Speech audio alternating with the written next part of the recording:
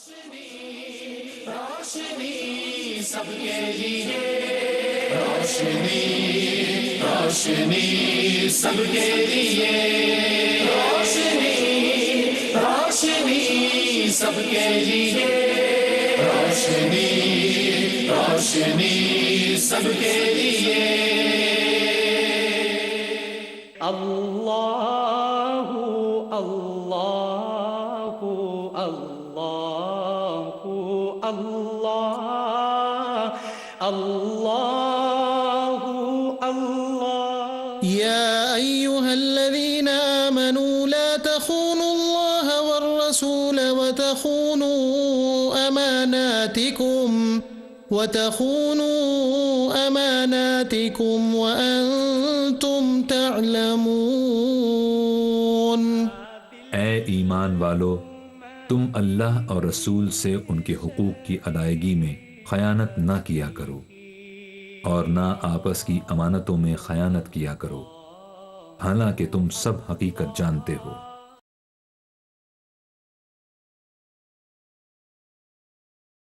اعوذ باللہ من الشیطان الرجیم، بسم اللہ الرحمن الرحیم۔ ناظرین محترم السلام علیکم، میں ہوں آپ کا میزبان محمد رئیس احمد۔ آپ دیکھ رہے ہیں پروگرام روشنی سب کے لیے، مختلف موضوعات کے ساتھ آپ کی خدمت میں حاضر ہوتے ہیں پاکستان کے وقت کے مطابق کم و بیش رات 10 بجے سے لے کر رات 11 بجے تک آپ کا اور ہمارا ساتھ رہتا ہے۔ الحمدللہ ARYQ-TV کا یہ وہ پروگرام ہے کہ جسے پوری دنیا میں دیکھا جاتا ہے اور پوری دنیا سے ناظرین جو ہے اپنے سوالات کے ساتھ اس پروگرام کا حصہ بنتے ہیں۔ مختلف موضوعات کو ناظرین ہم پروگرام کا حصہ بناتے ہیں۔ آج جو موضوع ہے بہت اہم موضوع ہے۔ اسلام میں عورت کے عائلی حقوق کے حوالے سے ہم بات کریں گے کہ آیا عورت کو زمانہ قدیم سے یہ سمجھا گیا کہ جس پر بہت استحصال کیا گیا، جس کے حقوق تلف کیے گئے، وہ ایک بہت بڑا حصہ انسانوں کا کہ جس میں عورتیں ہیں جن کا استحصال ہوا ہے، اور آج بھی ہم یہ دیکھتے ہیں کہ جہاں عورتوں کے حقوق کی بات آتی ہے تو اسلام وہ واحد مذہب نظر آتا ہے کہ جس نے عورت کو توقیر دی، تعظیم دی، حرمت دی اور اس کو حقوق دیے۔ تو آج انشاءاللہ ہم بات کریں گے کہ عورت کے عائلی حقوق کیا ہیں، اس حوالے سے بات کریں گے۔ حقوق کے حوالے سے جب بات ہوتی ہے، عورتوں کے حقوق نسواں کے حوالے سے جب بات ہوتی ہے تو بہت سے ذہن پھر ہمیں باغی ذہن بھی نظر آتے ہیں کہ جناب نہیں، ہمارے یہ حقوق ہونے چاہیے، مردوں کے برابر ہونے چاہیے ہمارے حقوق، اور بہت سی چیزیں جو سامنے آتی ہیں جو کنفیوژن پیدا کر رہی ہیں ہمارے معاشرے میں، اس حوالے سے بھی ہم بات کریں گے۔ اسلام نے جو حقوق دیے ہیں آج اس کی روشنی میں بات ہوگی۔ مختلف سوالات میرے پاس موجود ہیں اس ذیل میں کہ جو مختلف جہتوں پر، مختلف گوشوں پر ہم بات کریں گے اس ٹاپک کے حوالے سے۔ علامہ لیاقت حسین صاحب ممتاز و معروف عالم دین ہیں، ہمارے پروگرام کا حصہ ہوا کرتے ہیں اور ماشاءاللہ اس پینل میں مستقل طور پر تشریف فرما رہتے ہیں، آج بھی موجود ہیں۔ علامہ صاحب السلام علیکم۔ السلام ورحمۃ اللہ۔ مفتی محمد عامر صاحب ممتاز و معروف عالم دین ہیں، آپ جانتے ہیں ARYQ-TV پر متعدد پروگرامز کیا کرتے ہیں، ہمارے پینل کا حصہ ہوا کرتے ہیں، آج بھی تشریف فرما ہیں۔ مفتی صاحب السلام علیکم۔ وعلیکم السلام۔ پروفیسر ڈاکٹر حبیب الرحمان صاحب ممتاز و معروف ریلیجیس اسکالر، ماشاءاللہ گاہے بگاہے ہمارے پروگرام کا حصہ ہوا کرتے ہیں، بہت عمدہ گفتگو فرماتے ہیں، جوابات عنایت فرماتے ہیں، وقتی مطالعہ رکھتے ہیں۔ ڈاکٹر صاحب السلام علیکم۔ وعلیکم السلام ورحمۃ اللہ وبرکاتہ۔ از روئے قرآن اگر ہم آپ سے جاننا چاہیں کہ عورت کی عائلی حیثیت کیا ہے اور اس حوالے سے ہمیں کیا رہنمائی ملتی ہے، کچھ ارشاد فرمائیں۔ الحمدللہ رب العالمین والعاقبۃ للمتقین والصلاۃ والسلام علی سید الانبیاء والمرسلین۔ اعوذ باللہ من الشیطان الرجیم، بسم اللہ الرحمن الرحیم۔ ہن لباس لکم وانتم لباس لہن، صدق اللہ مولانا العظیم۔ بہت شکریہ رئیس بھائی۔ سب سے پہلے آپ نے حقوق کا ذکر فرمایا تو دیکھیں رب تبارک و تعالیٰ نے قرآن مجید فرقان حمید کے اندر جہاں بہت ساری چیزیں ہم پر فرض فرمائی ہیں اور رب تبارک و تعالیٰ کے کچھ فرائض و حقوق ہیں ہم پر، کچھ حقوق اللہ ہیں اور کچھ حقوق العباد ہیں، اور ان حقوق العباد کی پھر درجہ بندی ہے۔ ماں کا اپنا حق ہے، ماں باپ کا اپنا حق ہے، بہن کا حق ہے، اولاد کا حق ہے، بیوی کا حق ہے، یہ بندوں کے اندر جو ہے پھر پڑوس کا حق ہے، اور جس کے ساتھ بیٹھتے ہیں مجلس ہم نشین، اس کا اپنا حق ہے۔ یہ قرآن مجید فرقان حمید میں اللہ تبارک و تعالیٰ نے مختلف حقوق کو اور مختلف چیزوں کو ذکر فرمایا۔ انسان کی، ایک مومن کی کامیابی اور فلاح اسی کے اندر ہے کہ وہ اللہ تبارک و تعالیٰ کے فرائض و حقوق کو بھی پورا کرے اور بندوں کے حقوق کو بھی پورا کرے۔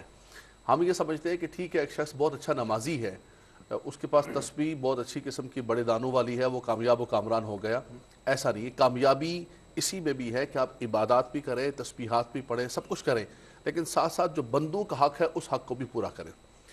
عورت کے حوالے سے آپ نے بڑا خوبصورت تمہیدی گفتگو فرمائی کہ آج سے 2-3 سال پہلے تو لوگ یہ بھی ماننے کے لیے تیار نہیں تھے ویسٹ کے اندر کہ اس کو انسان کا بھی درجہ دیا جائے، پروفیسر اس کو انسان کا بھی درجہ دیا جائے۔ ووٹ تو بات کی بات ہے ساری، ووٹ تو بات کی بات، انسانیت کے درجے کے اندر بھی دینے کے لیے تیار نہیں تھے۔ یہ اب کی بات ہے 200-300 سال پہلے کی۔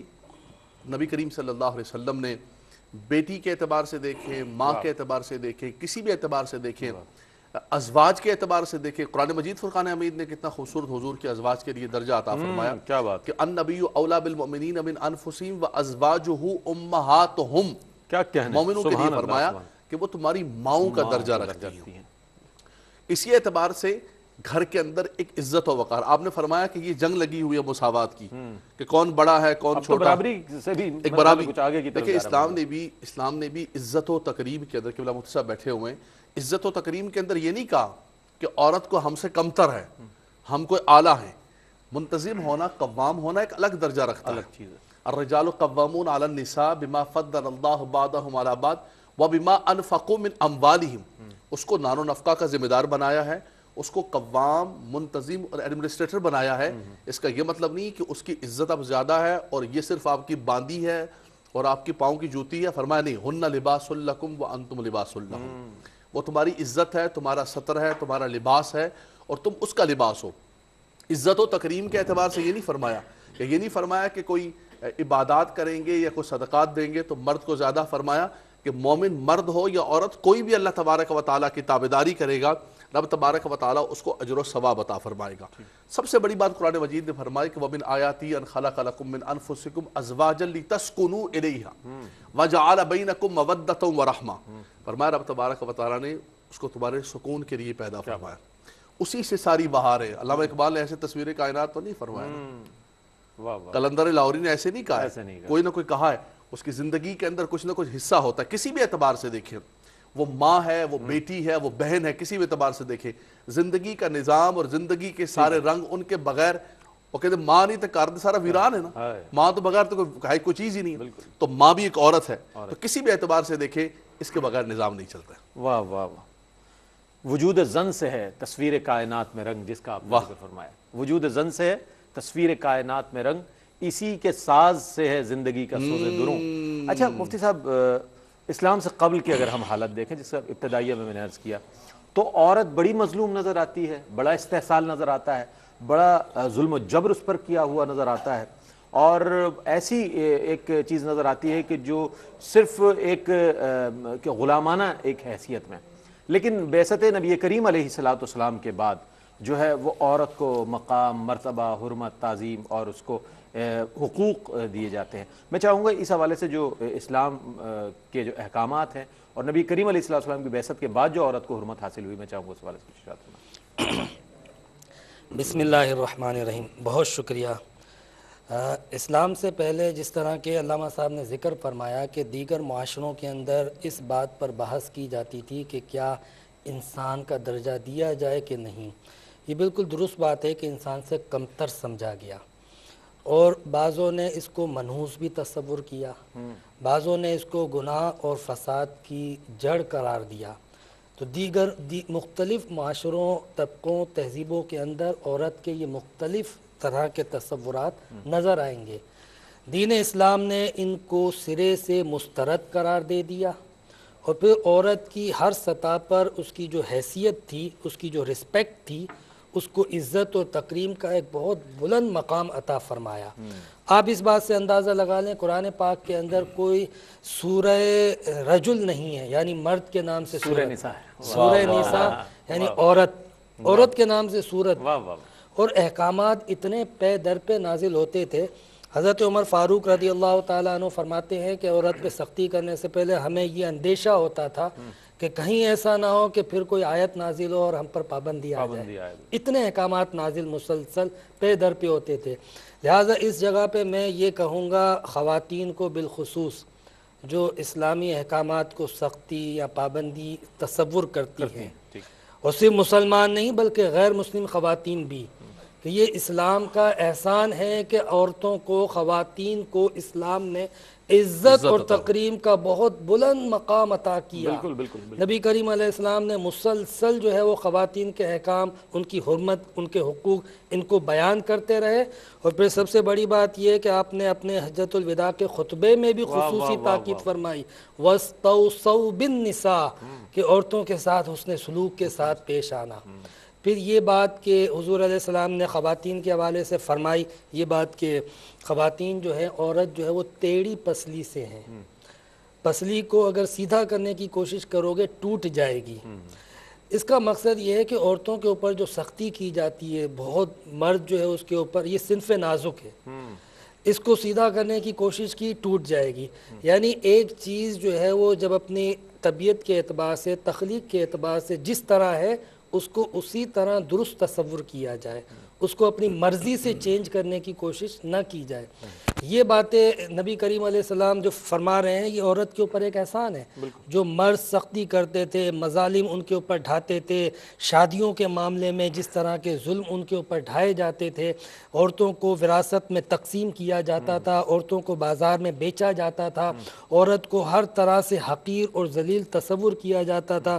اگر بیٹی کی صورت میں ہو تو ان تمام زمین چیزوں کے میں مظاہر تو آج بھی کہیں نہ کہیں ہمیں کسی نہ کسی طور پر نظر آتے ہیں۔ زمین میں زندہ درگور کر دیا جاتا تھا۔ آپ نے صحیح فرمایا کہ وہ جہالت کی جھلک کہیں نہ ہمیں کہیں مختلف ٹریڈیشنز میں نظر آتی ہیں، نظر مختلف کلچر میں آتی رہتی ہے، مختلف بالکل۔ مذاہب میں۔ اچھا ڈاکٹر صاحب، اب آپ کی جانب آتے ہیں، نبی کریم علیہ السلام کی احادیث مبارکہ کی روشنی میں اگر ہم بیوی کے حقوق جاننا چاہیں، خیرکم خیرکم لاہلی وانا خیرکم لاہلی، نبی کریم علیہ السلام کا ارشاد گرامی، آپ کیا فرمائیں گے اس حوالے سے، ہمیں کیا رہنمائی ملتی ہے؟ جی بسم اللہ الرحمن الرحیم۔ جہاں تک سیرت طیبہ اور احادیث مبارکہ کی روشنی میں خواتین کے مقام، ان کے حقوق کا تعلق ہے، بنیادی طور پر تو اسلام کے لیے یہ پوری کی پوری بحث ہی ایک جدید قسم کی اور نئی بحث ہے کہ خواتین کے حقوق ہونے چاہیے یا نہیں ہونے چاہیے، اور ہونے چاہیے تو ان کی سطح اور جہتیں وہ کیا ہونی چاہیے۔ 20ویں صدی عیسوی میں بالخصوص جب پوری مسلمان امت کو اور ملت کو مختلف اقوام اور ملکوں کی صورت میں مغربی تہذیب کا سامنا کرنا پڑا، تو تب جا کر کے اس سوال کو کھڑا کیا گیا کہ اگر اسلام اپنے ماننے والی خواتین کو کسی بات کی اجازت دیتا ہے اور ان کو کسی کام کے کرنے کی اجازت دیتا ہے تو اس کے حدود وہ کیا ہوں۔ اور صاف بات ہے کہ مغرب کا دائرہ عمل اور دائرہ کار اور مغرب کے جو تصوراتی اور تخیلاتی پھندے ہیں، وہ اسلام نے جو حقوق کا ایک خوبصورت فریم ورک پہلے سے جو ہے وہ بنا رکھا تھا، اس سے بالکل مختلف، اور اس کا اسلام کا مقصد یہ تھا کہ خواتین کے مقام کو دنیا میں بھی بلند کیا جائے اور اخروی طور پر بھی ان کو اللہ تعالیٰ کی ابدی جنتوں کا وارث ٹھہرایا جائے۔ صرف دنیاوی طور پر ایک زندگی کے اندر برابری کے نعرے پر، آزادی کے نعرے پر اور دوسرے اس طرح کے جھوٹے اور مکارانہ نعروں کی بنیاد پر خواتین کی زندگی کو تہس نہس کرنے کے بجائے ان کو باقاعدہ اسلام نے انسان کی حیثیت عطا کی اور بتلایا کہ یہ تمہاری ماں ہے، یہ تمہاری بیوی ہے، یہ تمہاری بیٹی ہے، یہ تمہاری بہن ہے، اور ایک صاحب عزت اور اللہ کی نگاہ میں صاحب ایمان جو ہے وہ ہستی ہے۔ رہی یہ کہ آقائے دو عالم صلی اللہ علیہ وسلم نے اپنی سیرت طیبہ کے ذریعے سے خواتین کو کیا حقوق عطا فرمائے، تو ہم یہ دیکھتے ہیں کہ سب سے پہلے آپ کا اپنا ذاتی رویہ ازواج مطہرات رضوان اللہ تعالیٰ علیہن اجمعین ان کے ساتھ کیا رہا۔ حضرت عائشہ رضی اللہ تعالیٰ عنہا فرماتی ہیں کہ جب میری رخصتی ہوئی اور میں نبی پاک صلی اللہ علیہ وسلم کے کاشانہ اقدس میں آئی تو اس وقت میرے ساتھ میری ہم عمر ہم جولی جو سہیلیاں ہوا کرتی تھی کھیلا کرتی تھیں، لیکن نبی صلی اللہ علیہ وسلم کو گھر میں آتا دیکھ کر کے وہ عموماً چھپ جایا کرتی تھیں۔ نبی صلی اللہ علیہ وسلم نے کبھی اس بات پر برا نہیں منایا، بلکہ آپ علیہ الصلاۃ والسلام کا اس معاملے میں محبت کا یہ عالم تھا کہ آپ ڈھونڈ ڈھونڈ کر کے میری ان سہیلیوں کو بھیجتے تھے کہ جا کر کے عائشہ کے ساتھ کھیلو رضی اللہ تعالی عنہا۔ تو نبی صلی اللہ علیہ وسلم نے اپنے گھر میں اگر وہ چاہتے کہ بھئی مجھے سکون چاہیے، مجھے آرام چاہیے، یا میں گھر آیا ہوں اب میں کوئی شور سننا پسند نہیں کرتا، تو آپ تمام کے تمام جو ہے وہ ان سہیلیوں کو وہاں سے نکال دیتے۔ لیکن آپ علیہ الصلوۃ والسلام ڈھونڈ ڈھونڈ کر کے بھیج رہے ہیں کہ جا کر کے آپ سیدہ عائشہ رضی اللہ تعالیٰ عنہ کے ساتھ جو ہے آپ کی ہم عمر ہیں، آپ ان کے ساتھ کھیلیں۔ حضرت صفیہ رضی اللہ تعالیٰ عنہ کے بارے میں آتا ہے کہ حج کے سفر میں آپ رواں ہیں اور آپ کا اونٹ پیچھے رہ جاتا ہے اور پیچھے رہ جانے کی وجہ سے حضرت صفیہ رضی اللہ تعالی عنہ بیٹھ کر کے رونا شروع کر دیتی ہیں. آپ علیہ الصلوۃ والسلام اپنے اونٹ سے تشریف لاتے ہیں اور اترتے ہیں اور حضرت صفیہ رضی اللہ تعالی عنہ کے پاس آ کر کے ان کے پلو سے آپ کے آنسو پوچھتے ہیں اور اس کے بعد آپ کو تسلی دیتے ہیں. تو حسن سلوک کا یہ انداز سیرت طیبہ صلی اللہ علیہ وسلم کی روشنی میں مسلمان جہاں بھی خاوند کی صورت میں اللہ تعالیٰ نے انہیں گھر اور گھر کے معاملات پر تصرف کا اختیار دیا ہے، ایک خوبصورت مثال کی صورت میں بہت عمدہ مثال آپ نے پیش کی. ناظرین گرامی، اس مرحلے پر ایک مختصر سا وقفہ ہے. وقفے کے بعد جب ہم حاضر ہوں گے تو مزید سوالات کو پروگرام کا حصہ بنائیں گے. ہمارے ساتھ رہیے گا.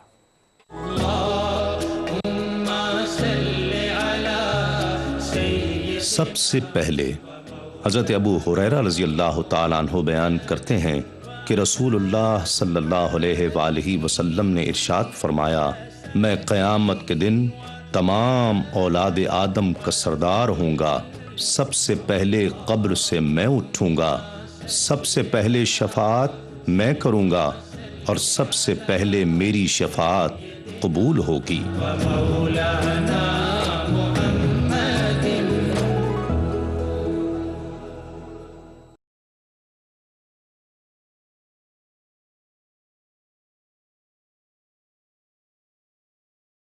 خوش آمدید ناظرین، آپ دیکھ رہے ہیں پروگرام روشنی سب کے لیے، اور اسلام میں عورت کے عائلی حقوق جو ہیں اس پر بات ہو رہی ہے. حقوق پر تو بات ہو ہی رہی ہے لیکن فرائض کو بھی ہم سامنے رکھیں گے، لیکن آج حقوق کے حوالے سے بات کر رہے ہیں. اچھا علامہ صاحب، نبی کریم علیہ السلام کی ازواج کے حوالے سے بات ہو رہی ہے.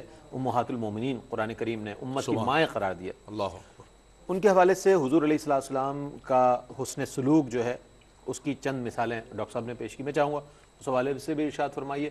لیکن آج کی عورت کو تمام تر جو اس کے حقوق ہیں وہ ملنے کے باوجود بھی وہ اپنے لیے وہ ناشکری کے کلمات ادا کرتی ہے کہ جناب مجھے تو یہ نہیں ملا، مجھے زندگی میں سکون نہیں ملا، مجھے اچھی رہائش نہیں ملی، مجھے اچھی زندگی نہیں میسر آئی، اور مجھے شوہر کی طرف سے فلاں فلاں شکایت. تو یہ شکایتوں کا انبار بھی نظر آتا ہے، اور ادھر ان ازواج مطہرات کا ہم وہ دیکھتے ہیں ایک کردار اور سیرت دیکھتے ہیں تو وہ ایک معیار نظر آتا ہے. یہ فرمائیے گا ہماری خواتین کو کیا اس سے درس مل رہا ہے؟ دیکھیں، قرآن مجید فرقان حمید کی جب آیات طیبات نازل ہوئیں سورہ احزاب کی کہ آپ اپنی ازواج مطہرات کو اختیار دیجیے کہ یا تو وہ دنیاوی زندگی کو اور دنیاوی زینت کو اختیار کر لیں اور دنیاوی ساز و سامان اور مال و متاع کو اختیار کر لیں، یا پھر اللہ اور اس کے رسول کی محبت کو اختیار کر لیں.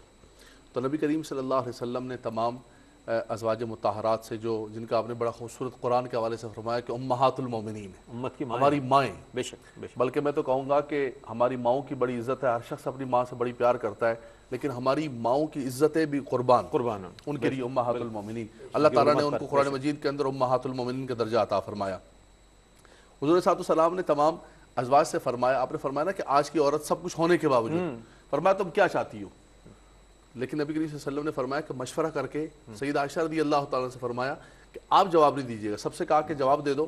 سیدہ عائشہ رضی اللہ تعالیٰ سے فرمایا کہ آپ جواب نہیں دیجیے گا، اپنے والد سے اور والدہ سے مشورہ کر کے. میں کہ یا رسول اللہ افیک استشیر، آپ کے بارے میں مشورہ کروں گی؟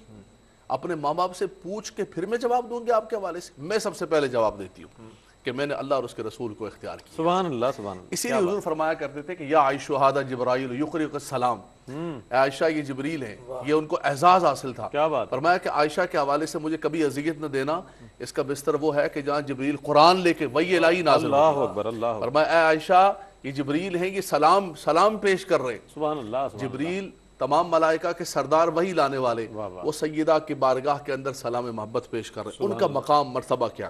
وہ خود فرماتی ہیں کہ حضور کا گھر میں کیا عمل تھا. فرمایا حضور جب گھر میں آیا کرتے تھے تو اللہ کے نبی صلی اللہ علیہ وسلم، ہم تو گھر میں آتے ہیں نا تو ایک پروٹوکول ہوتا ہے کہ جناب یہ کھانا لگ جائے، یہ بستر ہو، یہ فلان ہو، بھائی کپڑے لے کر آؤ، کھانا یہاں دو، بھائی یہ پانی ذرا اٹھا کے دے، پانی ذرا اٹھا کے دے. فرمایا نہیں. حضور صلی اللہ علیہ وسلم گھر میں آتے تھے، فرمایا کبھی بکری کے دودھ دو رہے ہوتے تھے، کبھی کو پھٹا ہوا کپڑا اپنے ہاتھوں سے سی رہے ہوتے. سید الکونین ہیں آپ. سید الکونین. فرمایا گھر کے اندر بالکل اپنے گھر والوں کے ساتھ گلے ملے. اور فرمایا باقی رہا ہمارے یہاں پنجاب میں کہا جاتا ہے مرد ہی کیڑا مرد ہے، وہ جناب بڈھی نو مارے نہ جا تک، وہ دی مردانگی کس طرح پتہ لگے گی. سیدہ فرماتی ہے ما ضرب رسول اللہ صلی اللہ علیہ وسلم امرأة ولا خادما بیدی. فرمایا حضور نے کبھی کسی عورت کو اپنے ہاتھ سے نہیں مارا. اور کان رسول اللہ اشجع الناس، بخاری کے الفاظ ہیں، حضور سے بڑھ کر کائنات میں کون بہادر ہے؟ کون بہادر ہو؟ کہتے ہیں جی مردہ پتہ تھا لگے کیا بہادری ہے، عورت کو مارنا، کمزور کو مارنا، عورت کے ساتھ ظلم کرنا، اس کی وراثت کو کھا جانا، اس کے حق کو کھا جانا، ہر اعتبار سے آپ نے کہا نا کسی نہ کسی اعتبار سے آج بھی اس کی وہ استحصال- مثالیں آپ مل دیکھیں، جاتی ہیں۔ قرآن کے نام، قرآن سے شادی، وراثت کو دبانے، اس کے حصے کو دبانے کے لیے، اپنی زمینوں کو دبانے کے لیے اس کو بٹھا دیا کہ تمہاری قرآن کے ساتھ نعوذ باللہ من ذالک میں شادی کر دی، حق سے محروم کر دیا۔ حق سے محروم کر دیا۔ اور وہ جو آپ نے اشارہ فرمایا تھا کہ اس وقت بھی ایسا ہوتا تھا کہ بچیوں کو زندہ وَإِذَا الْمَوْءُودَةُ سُئِلَتْ بِأَيِّ ذَنبٍ قُتِلَتْ، کس جرم کی بنیاد پر مجھے قتل کیا، مجھے بتاؤ تو صحیح، میدان معاشر میں بچی کہے گی۔ آج بھی ہوتا ہے کسی نہ کسی اعتبار سے، کسی نہ کسی صورت کے اندر وہ ظلم چل رہا ہے۔ آقا دو جہاں صلی اللہ علیہ وسلم نے، سید عائشہ فرماتی ہے کہ حضور صلی اللہ علیہ وسلم حجۃ الوداع کا ذکر فرمایا مسلم نے خطبے کا کہ اللہ کے نبی صلی اللہ علیہ وسلم بالکل زندگی کے ظاہری اعتبار سے آخری لمحات تھے، میں مسواک اپنے منہ سے چبا کے دے رہی تھی۔ اللہ، سیدہ فرماتی میں اپنے منہ سے مسواک کو نرم، حضور کو مسواک بڑی پسند تھی، فرمایا کہ میں چبا کے دے رہی تھی، حضور صلی اللہ علیہ وسلم مسواک فرما رہے تھے۔ حضور صلی اللہ علیہ وسلم وصیتیں فرما رہے تھے کہ میری امت سے کہہ دینا اور میں تمہیں وصیت کرتا ہوں کہ الصلاۃ والصلاۃ، نماز کو کبھی فراموش نہ کرنا، نماز کی پابندی کرنا، اور فرمایا جو ضعیف لوگ ہیں، تمہارے ملازم ہیں، غلام ہیں، ان کا خیال رکھنا۔ تیسرا فرمایا کہ میں تمہیں عورتوں کے حقوق کے بارے میں کہتا ہوں۔ اللہ کے نبی صلی اللہ علیہ وسلم آخری جو زندگی کی کلمات ظاہری حیات طیبہ کے ساتھ ہیں، اس کے اندر عورتوں کے حقوق کا ذکر کر رہے ہیں، اور پھر کوئی کہے کہ اسلام نے عورت کو حق نہیں دیا، اسلام نے سب سے زیادہ مظلوم طبقوں کا خیال رکھا اور اس میں سب سے زیادہ خواتین کا خیال رکھا۔ صحیح فرمایا آپ نے، بالکل۔ اچھا مفتی صاحب، اگر کوئی شخص اپنی زوجہ کی، اپنی بیوی کی اصلاح کرنا چاہے تو یقیناً امکانات روشن رہتے ہیں، اور بہت سے لوگ آج ہمارا یہ پروگرام دیکھ کر رہنمائی حاصل کر لیں گے اور یقیناً اپنی زندگی میں کوئی پازیٹیو تبدیلی لائیں گے۔ تو قرآن کریم اس سلسلے میں اس شخص کی کیا رہنمائی کرتا ہے؟ ہر شخص جو ہے وہ عموماً یہ دیکھا گیا ہے کہ وہ کہتا ہے کہ میں اپنی بیوی کو سمجھا رہا تھا، پھر جھگڑا ہو گیا۔ تو یہ بہت کم ہوتا ہے کہ کوئی شوہر یہ کہے کہ میری بیوی مجھے سمجھا رہی تھی۔ مطلب غلطی بیوی کی ہی ہوتی ہے اور سمجھاتا شوہر ہی ہے، ایسا اکثر ہوتا ہے۔ حالانکہ دیکھا جائے تو مردوں سے بھی غلطیاں ہوتی ہیں، شوہروں سے بھی غلطیاں ہوتی ہیں۔ سمجھانے والے کے لیے، ایک مصلح کے لیے ضروری ہوتا ہے کہ پہلے وہ خود غلطیوں سے پاک اور باز ہو۔ اگر خود غلطیاں کرتا ہو اور کہے میں تو کر سکتا ہوں، لیکن بیوی سے کہے کہ تم اپنی غلطیاں بس سیدھی کرو، میں چاہے جتنی غلطیاں کروں، یہ اصلاح کا بالکل غلط طریقہ ہے۔ دوسری بات جو میں نے آپ کو نبی اکرم صلی اللہ علیہ وسلم کی حدیث کی روشنی میں فرمائی کہ نرمی سے پیش آؤ، سیدھا کرنے جاؤ گے ٹوٹ جائے گی۔ ایسا ہوتا ہے کہ بعض اوقات اگر عورت کو کسی چیز کے اوپر بہت زیادہ کرٹیسائز کر دیا جائے یا بہت شدت سے کسی بات کا کہا جائے تو بسا اوقات یہ بھی ہوتا ہے کہ نفسیاتی طور پہ سائیکولوجیکلی وہ جو جواب دینا چاہتی ہے یا وہ جو اطاعت کرنا چاہتی ہے اپنے شوہر سے، دباؤ کی وجہ سے نہیں کر پاتی ہے، جس پہ شوہر مزید سختی کرتا ہے، مزید سختی کرتا ہے، اور پھر تناؤ بڑھتا ہے، جھگڑے ہوتے ہیں۔ جتنے بھی احکامات اس وقت خواتین کے حوالے سے بتائے گئے، ان تمام احکامات کی روشنی میں اس بات کا باقاعدہ ثبوت ملتا ہے کہ عورتوں کے ساتھ اگر کوئی غلطی ہو جائے تو غلطی کے موقع پہ بھی نرمی سے پیش آیا جائے۔ اگر بیوی ہے تو اس کو سمجھایا جائے، جیسے کہ قرآن پاک میں باقاعدہ ذکر کیا گیا ہے۔ نہیں سمجھتی ہے بیوی تو اس صورت میں پھر یہ ہے کہ بستر سے الگ ہو جائے۔ بستر سے الگ ہونے کے باوجود بھی غلطی کا احساس نہیں ہوتا تو پھر تھوڑا سا جو ہے وہ شدت کی جائے، مارا جائے۔ اچھا وہ مار بھی تکلیف دینے کے لیے نہ ہو، یعنی ایسی مار نہ ہو جیسے مجرموں کو سزا دی جاتی ہے، وہ مار تکلیف دینے کے لیے نہیں ماری جاتی ہے، بلکہ شوہر اپنی ناراضگی کا اظہار کرتا ہے۔ یہاں تو جسمانی ریمانڈ لے لیا جاتا ہے۔ ارے جسمانی ریمانڈ، نشان آ جاتے ہیں، اتنی شدت سے تشدد، بالکل بالکل عذاب دے دیا جاتا ہے، نہ جانے کیا کچھ کر دیا جاتا ہے۔ تو یہ سارے طریقے سمجھانے کے بالکل غلط ہیں۔ قرآن نے اس کی ممانعت کی ہے، منع کیا ہے۔ سمجھانے کا طریقہ یہی ہوتا ہے کہ اس کو نصیحت کی جائے، صحیح طریقے سے بتایا جائے۔ پھر اس کے علاوہ جس طریقے سے ابھی خواتین کے حوالے سے علامہ صاحب نے چند باتیں ذکر فرمائی ہے، اس میں ایک بات یہ بھی بڑی قابل غور ہے کہ خواتین کے لیے یہ چیز کہ اس کو سمجھانا یہ اس کا ایک حق ہے۔ سمجھانے سے پہلے عورت کو کیا کیا مرد کی ذمہ داری تھی، آئلی حقوق کے حوالے سے یہ تو ذمہ داری بنتی ہے کہ شوہر جو ہے اس کو نان، نفقہ، عزت، سکنا، رہائش، یہ سب چیزیں اس کو فراہم کرے، سب سے پہلے بنیادی طور پہ حق مہر یہ اسلام نے دیا کہ اس کو حق مہر دینا، سیکیورٹی ہے، تحفظ اس کا، تحفظ ہے۔ آپ دیکھیں اس سے اور اس پہلے کو پہلی رات ہی معاف کرانے کے چکر میں ہوتے ہیں ہاں جی، کہ جناب پہلا کام یہ کریں کہ اس کو معاف کرا دیں۔ معاف کر دو بس۔ پھر اسی طرح آپ دیکھیں کہ بیوی ہونے کی حیثیت سے اسلام نے یہ حق دیا کہ اگر شوہر کا انتقال ہو جائے تو پھر بیوی کو حق وراثت ملے گا۔ آپ کو پتہ ہے زمانہ جاہلیت میں جب کسی شوہر کا انتقال ہوتا تھا، جب اس کے مال کی تقسیم ہوتی تھی وراثت کی، تو اس مال کے ساتھ اس کی بیوی کو بھی تقسیم کیا جاتا تھا مال تصور کر کے، اور قرآن نے نفی کی لا ترث النساء کہ عورتوں کو مال وراثت کے ساتھ تقسیم مت کرو، اس کو نفی کی، بلکہ عورت نے، اسلام نے بتایا کہ عورت کوئی مال نہیں ہے، کوئی تقسیم کرنے کی چیز نہیں ہے، وہ بھی تمہاری طرح ایک رسپیکٹیبل ہے، اس کا بھی ایک حق ہے، اس کے بھی باقاعدہ حقوق عائد کیے گئے ہیں۔ اور یہ کمال ایک بہت بلند انداز تھا کہ جب باقاعدہ وراثت کا احکام ذکر کیے گئے تو اتنا خوبصورت اور ڈیڈیکیٹو انداز تھا۔ قرآن کہتا ہے کہ للذکر مثل حظ الانثیین، بتایا جا رہا ہے کہ اور مردوں کے لیے کتنا حصہ ہوگا، وراثت کے حقوق کا آغاز ہو رہا ہے۔ تو اسٹینڈرڈ جو ہے وہ خواتین کو بنایا گیا کہ جو خاتون کو دیا جائے گا جو حق، اس سے دگنا مردوں کو دیا جائے گا، پیمانوں خواتین کو بنایا۔ اہمیت دیکھیں آپ اسلام، یعنی اس کو اگر آپ حق وراثت میں تسلیم نہیں کرو گے تو پھر کسی اور کا حق پیدا ہی نہیں ہوتا۔ بہت خوبصورت اس انداز سے اسلام نے بیان کیا، اتنا خوبصورت انداز۔ تو جہاں بھی خواتین کا ذکر آیا آئلی حوالے سے، یعنی خاندانی حقوق کے حوالے سے، باپ کے اوپر اس کی ذمہ داری عائد کر دی، سرپرستی کرے گا، بھائی کے اوپر اگر باپ نہیں ہے تو ذمہ داری عائد کر دی، وہ سرپرستی کرے گا، شادی ہو جائے گی تو شوہر سرپرستی کرے گا۔ تو یہ مطلب خاندان کے اندر کوئی جگہ چچا، تایا، ہر ایک کی ذمہ داری ہے کہ وہ خاندان کی بیٹیوں کی عزت کریں، ریسپیکٹ کریں، سرپرستی کریں اور ان کے ساتھ ظلم و ستم نہ ہونے دے۔ آئلی حقوق میں ایک چیز بنیادی اہمیت کا حامل ہے جو گھریلو زندگی میں، کہ عورت نے یہ مقام اسلام نے یہ مقام عطا کیا کہ عورت کو پردہ عطا فرمایا۔ یہ بہت بڑا حق ہے عزت کا، تکریم اس پر اگر آپ اجازت دیں تو انشاءاللہ وقفے کے بعد انشاءاللہ بات کریں گے۔ ناظرین گرامی، بہت خوبصورت انداز میں مفتی محمد عامر صاحب جواب عنایت فرما رہے تھے۔ ایک مختصر سا وقفہ ہے، وقفے کے بعد جب ہم آپ کی خدمت میں حاضر ہوں گے تو مزید سوالات کو پروگرام کا حصہ بنائیں گے، ہمارے ساتھ رہیے گا۔ مولاي صل وسلم دائما ابدا على حبيبك خير الخلق كلهم۔ توبہ۔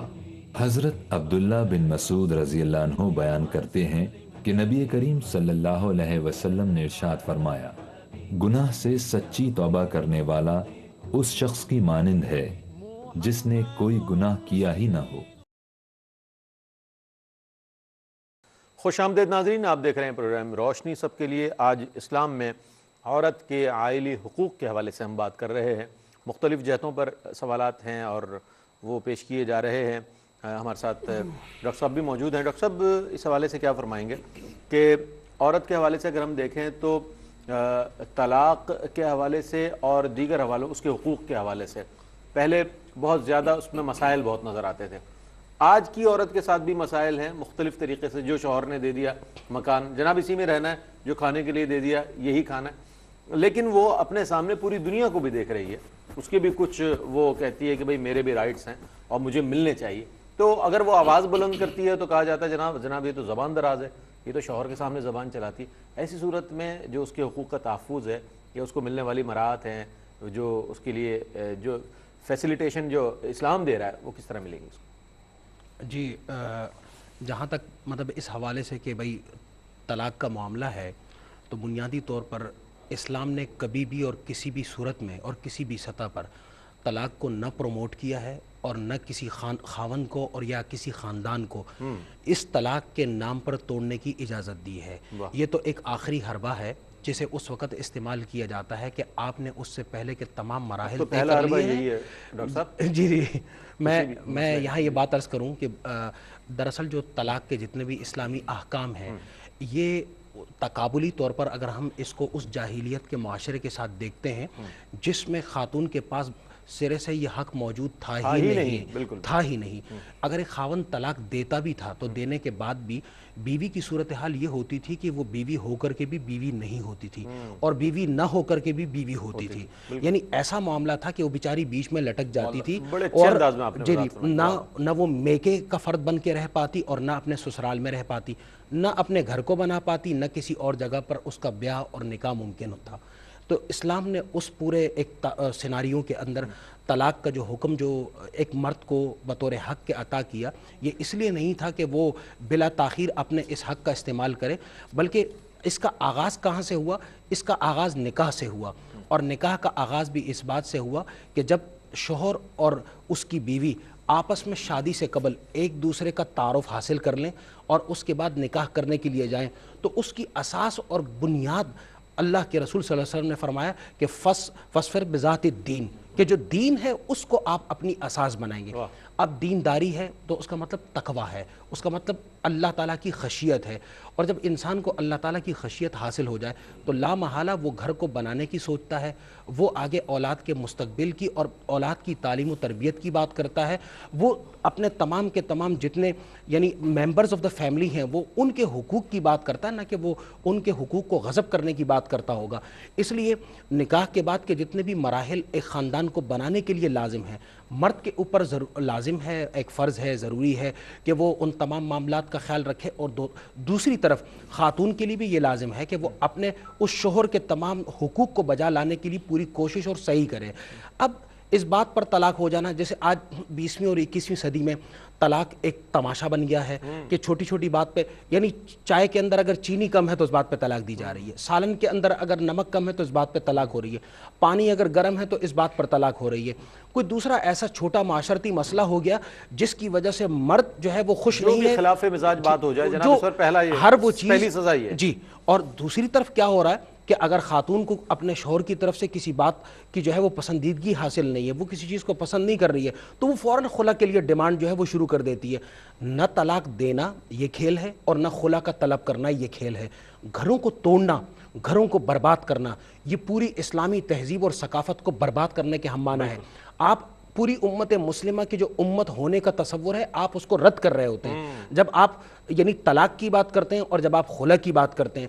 تو اللہ تعالیٰ نے آپ کو یہ موقع دیا کہ آپ ایک گھر کو بنائیں، گھر کے ذریعے سے ایک معاشرے کی تشکیل میں اپنا حصہ ملائیں اور پھر اس کو امت کا ایک بڑے پیمانے پر حصہ بنائیں، لیکن آپ نے اس کے آغاز میں اس کی بنیاد پر تیشہ چلا دیا اور کلہاڑا اس طرح چلایا کہ تمام کے تمام حقوق تو رہے اپنی جگہ پر، لیکن ایک بنیاد جو آپ اپنے حصے کی ملا سکتے تھے امت مسلمہ کو کھڑے کرنے یا اس عمارت کو بنانے کے لیے، آپ نے اس پوری عمارت کو جو ہے وہ ختم کر دیا۔ تو اس لیے میری گزارش اس حوالے سے یہ ہے کہ اگرچہ کہ مرد کو طلاق کا حق حاصل ہے اور خاتون کو ایسی صورتحال جو ناگوار ہو جائے، ایسی صورتحال کہ جس میں اب اس کے لیے سروائیول کرنا ممکن نہ رہے، ایسی صورت میں اس کو اسلام نے خلا کا حق ضرور دیا ہے، لیکن اس سے پہلے کہ جتنے بھی آپشنز ہیں ان کو باقاعدہ استعمال اس طور پر کیا جائے کہ اللہ کے حضور دعا بھی کی جائے، لوگوں کے ذریعے سے اس معاملات کو وصلح و خیر کہا۔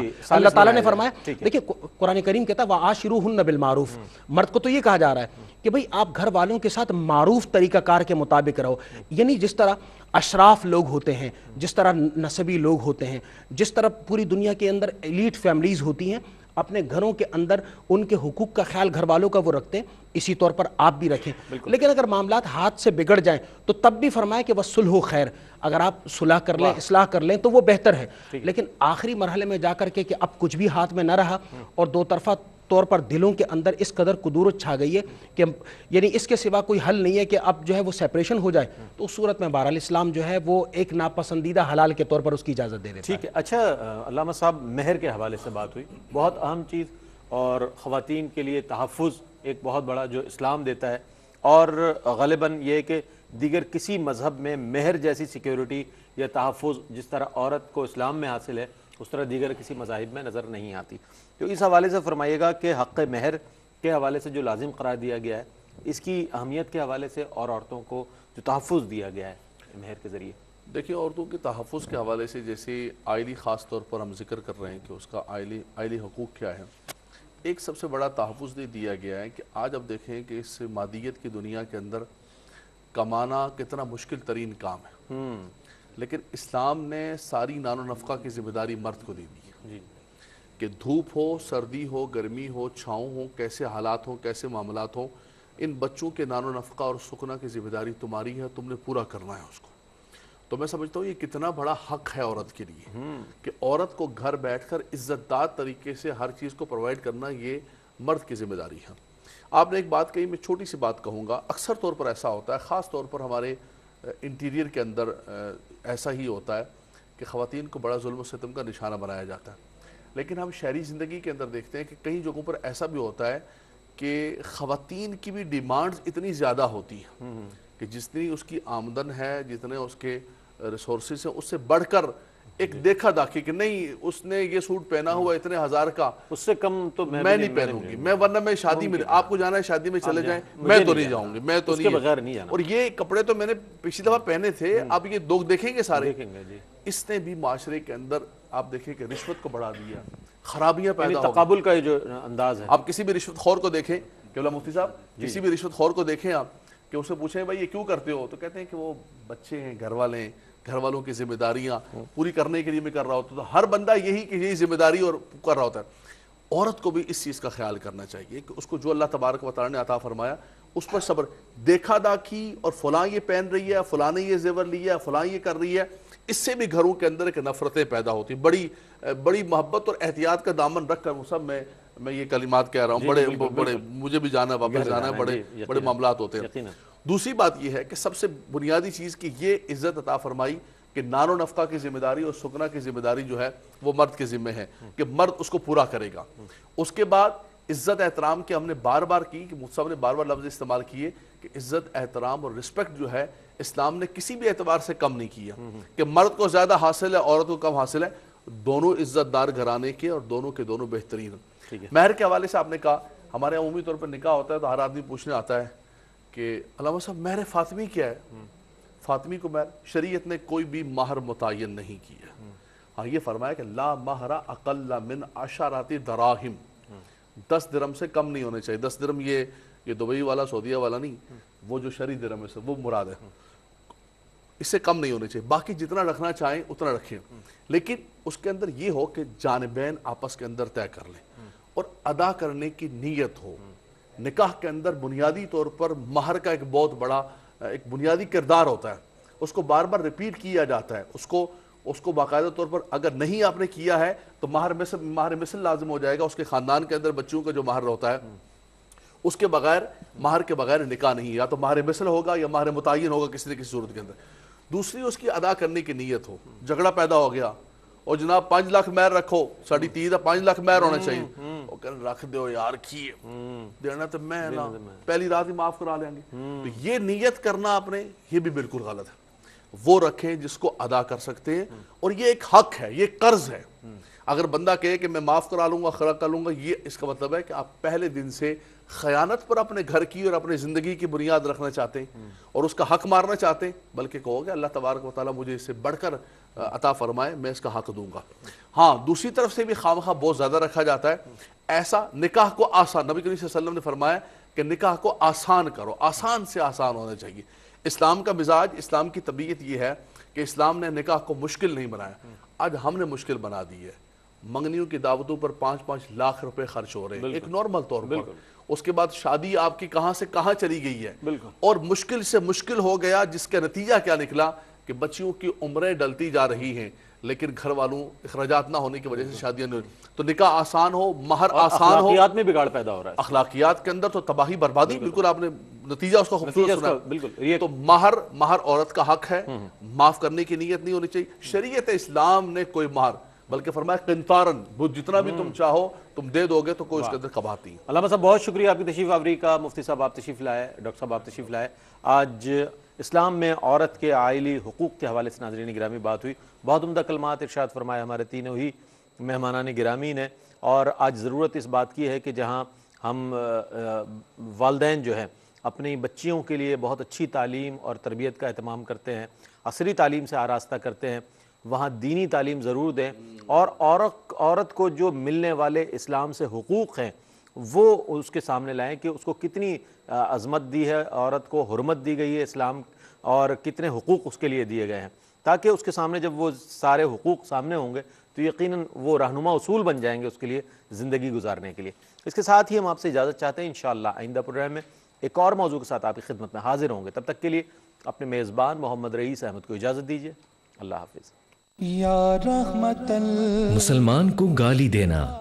حضرت ابن مسعود رضی اللہ تعالیٰ عنہ سے روایت ہے کہ رسول اللہ صلی اللہ علیہ وآلہ وسلم نے فرمایا، مسلمان کو گالی دینا اللہ کی حکم عدولی ہے اور اس کو قتل کرنا کفر ہے۔